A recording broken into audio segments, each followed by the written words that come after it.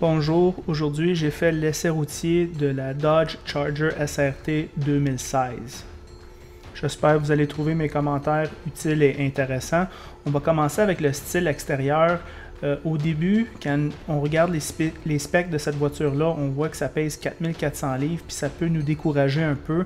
Mais par contre, quand on voit la voiture en personne, bon, c'est sûr que beaucoup de gens vont dire qu'elle est trop grosse. Il y a aussi des personnes qui vont dire qu'elle a un style trop bruyant, mais moi je vous dirais qu'elle a une beauté terrible, si on veut. Elle a vraiment un look qui dégage de la présence. Une autre chose que vous remarquez à regarder la voiture, c'est comment que les proportions sont très équilibrées. Je pense que j'ai rarement vu une voiture si grosse avec des proportions aussi équilibrées que celle-ci. Sur la route, on n'entend presque pas de bruit et surtout sur l'autoroute, tout ce qu'on entend c'est un petit peu le fond de roulement du moteur et pas grand chose d'autre. Il est pas mal doux sur l'autoroute. La valise, elle, est assez grosse, même c'est spectaculaire comment il y a de la place et de l'espace pour une voiture qui a autant de performance. Les sièges se séparent 60-40 et à l'intérieur, en arrière, les portes en arrière sont assez moyennes pour une voiture de ce prix-là et il y a beaucoup de place en arrière. Les bancs sont sculptés et puis il y a même les straps de ceinture, ils ont des couleurs. Je comprends pas pourquoi plus de monde font pas ça. On a aussi chauffage, des bancs, ventilation unique et aussi des prises mobiles pour les passagers arrière. Pas mal hot ça. Les bancs nous rappellent que l'économie de poids était vraiment pas une priorité. La porte en avant, elle, est assez de qualité. Les points de contact, on sent la qualité dans la fabrication des matériaux. En avant, on a beaucoup d'espace. On a beaucoup d'espace. Encore une fois, ça trahit la performance de cette voiture-là, le montant d'espace qu'il y a.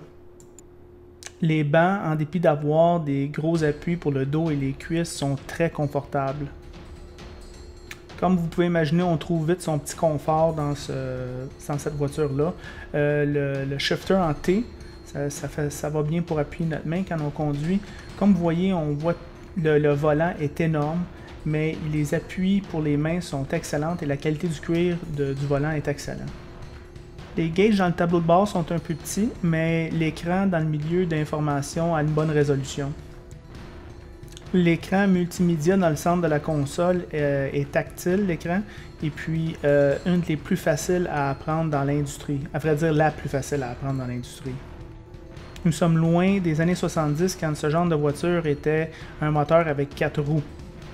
Les étriers, par exemple, ont 6 pistons et les disques ont 15,4 pouces. C'est énorme, ça. La voiture est bien gommée et la suspension fait le travail miracle d'être confortable en ville et assez sportif dans les courbes. C'est quand même incroyable pour une voiture de 4400 livres. Le moteur, lui, fait 485 chevaux, 475 torques.